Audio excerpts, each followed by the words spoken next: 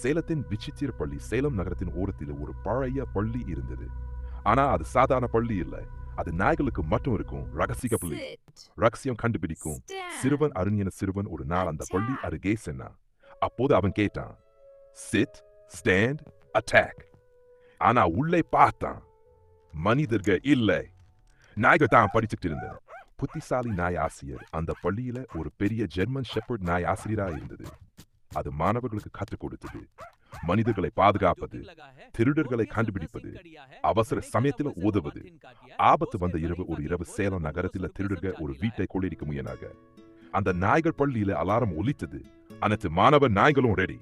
Hero நாய்களின் அதிரடி நாய்கள் கொள்ளுவாக இந்த திருடர்களை சுற்றி வளர்த்த. போலீஸ் வரும் வரை அவர்கள் தப்பிக்க முடியவில்லை. ரகசியம் தொடர்கிறது. அடுத்த நாள் எல்லாம் சாதாரணமா இருந்தது.